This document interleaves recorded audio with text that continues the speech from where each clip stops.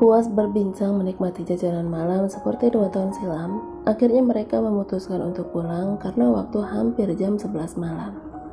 Hujan yang duduk bersandar di jok mobil sudah menutup kedua matanya untuk tidur sejenak melepas kantuk. Perjalanan pulang pun ditempuh air dan hujan tidak sampai 30 menit. Si cantik yang sudah terlelap membuat air tidak tega untuk membangunkannya, dan dia memilih untuk menggendong sang istri masuk ke kamarnya di lantai 2. Kenapa gue jadi tukang buka pakai baju bini begini sih?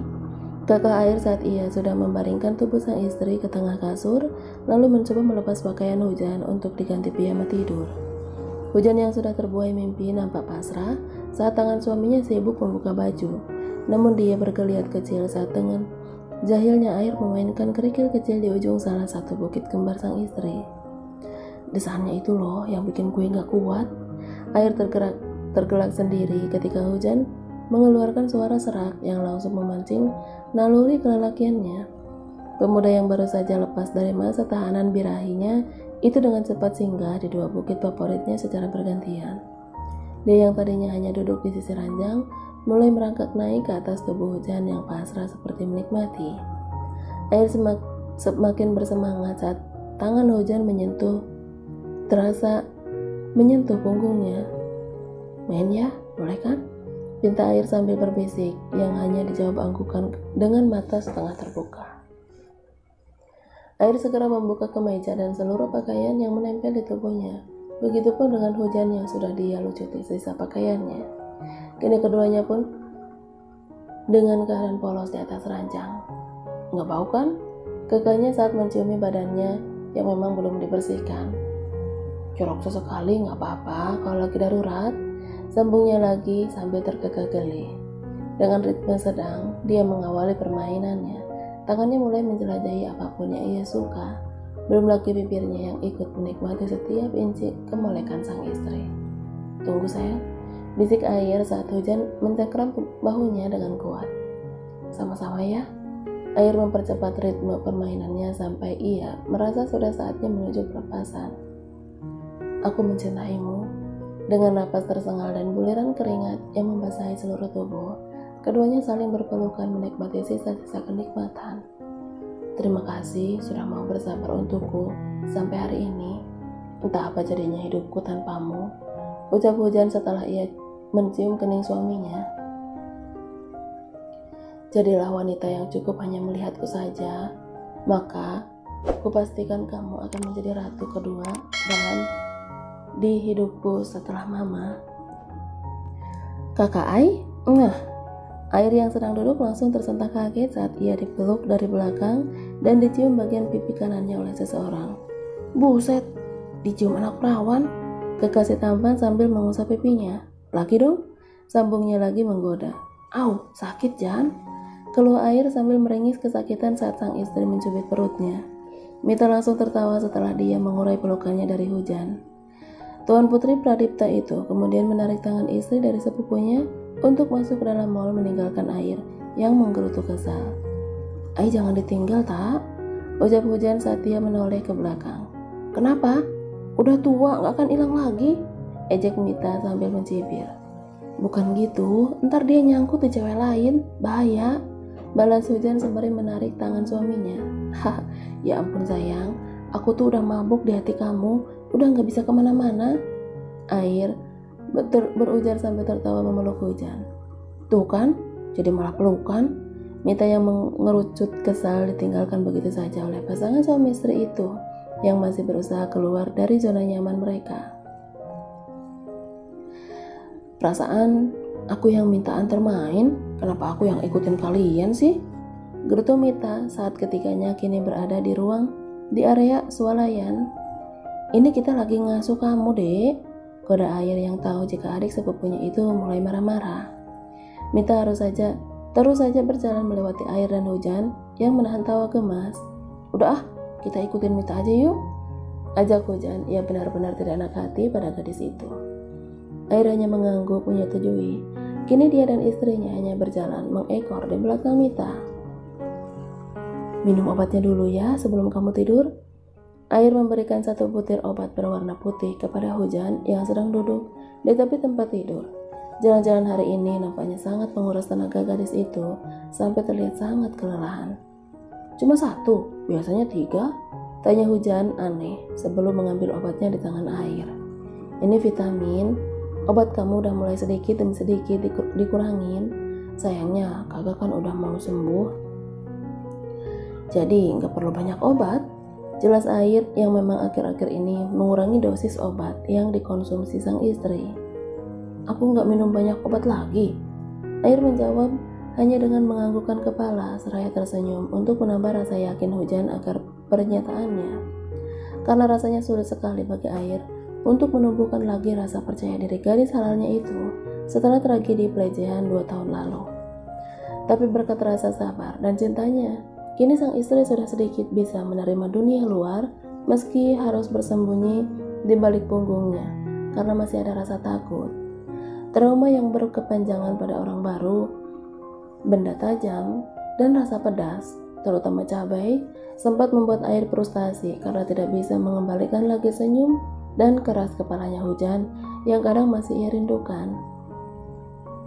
Usai meneguk satu butir vitamin, kini saatnya air dan Hujan bersiap mengarungi mimpi di balik tebalnya selimut.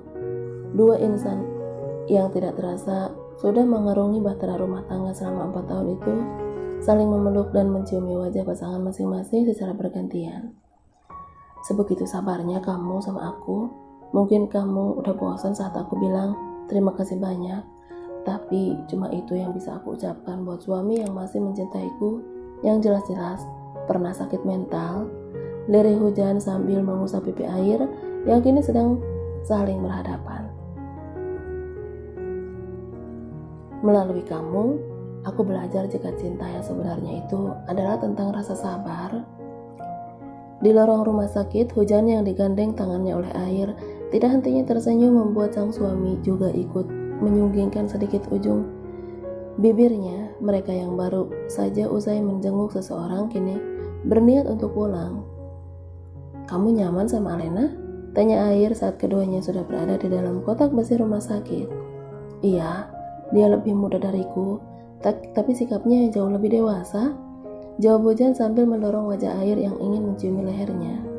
Dewasa nggak bisa dilihat dari umur sayang. Air terkekeh saat tubuhnya juga didorong sampai mundur selangkah. Pelit banget deh, ampun. Hujan hanya tertawa kecil, lalu bergegas keluar saat pintu lift terbuka.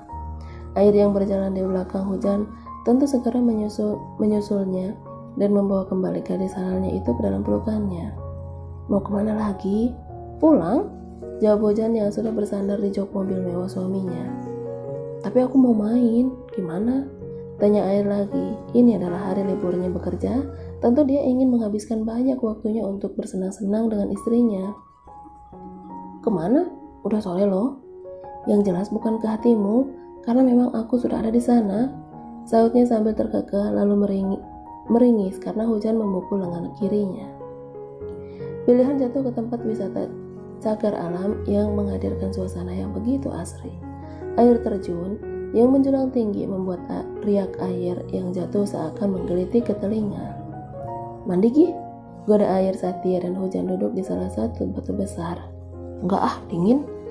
Tolak Hujan sambil mengusap telapak tangannya sendiri. Ntar aku angetin, banyak villa tuh di atas. Ujarnya dengan senyum menyeringai dan sorot mata penuh arti. Hujan yang kini mulai kembali pada sosok Hujan yang dulu tentu membuat air semakin senang menggoda, karena setidaknya kini rayuannya mulai direspon dan tidak lagi diabaikan seperti awal-awal sang istri mengalami trauma. Dia hanya ingin hubungan yang saling melengkapi, yaitu menutup kekurangan dan menyempurnakan kelebihan. Puas meredam kaki di air terjun, kini keduanya beranjak naik menuju salah satu kedai makanan untuk mengisi perut mereka yang sedikit kelaparan. Nasi sama ayam bakar aja 2 tanpa sambal ya, pesan air kepada salah satu pelayan. Minumnya air mineral botol saja, tambahnya lagi yang dibalas anggukan paham. Hujan selalu mengalihkan pandangannya saat sang suami menatapnya intens sambil tersenyum. Sungguh, itu sangat tidak baik untuk jantungnya yang akan selalu berdegup kencang berkali-kali lipat. Semakin Hujan salah tingkah, semakin air memperhatikannya. Plak, Bisa nggak jangan gitu lihatnya? Pinta hujan antara kesal dan senang juga berdebar. Kenapa? Liatin istri sendiri kan gak apa-apa. Kenapa kamu protes? Saut air mencoba menahan tawa. Senyum kamu tuh kecil, tapi bisa bikin hati aku acak-acakan, Ai. Keluh hujan kesal. Wah, udah pinter ngegombal, ejek air sambil bertepuk tangan. Aku jujur loh, kamu tuh nyebelin kalau lagi begitu. Aku juga selalu jujur sama kamu, hujan deras. Balasnya sambil menangkis tangan sang istri yang hendak memukulinya dengan sendok. Liatinnya biasa aja, gak usah pakai senyum, oceh hujan lagi karena dia tidak kuasa menahan debaran jantungnya. Siap, 69 komandan. Hujan yang mendengar sedikit bingung, tapi dia yang memang tidak mengerti akhirnya memilih diam. Ditariknya tangan sang istri oleh air. Dia genggam dengan sangat halus dan lembut. Kamu tahu gak, persamaannya kamu sama hujan beneran? Gadis itu menggeleng karena dijawab pun biasanya akan tetap salah. Sama-sama bikin nyaman dan bikin gak mau kemana-mana. Kalian diem dan hati-hati di rumah, jangan ada yang berantem, pesan Reza pada anak dan menantunya di bandara. Ini adalah hari yang paling ditunggu oleh Reza untuk bisa pergi jalan-jalan ke berbagai belahan dunia bersama Humairahnya.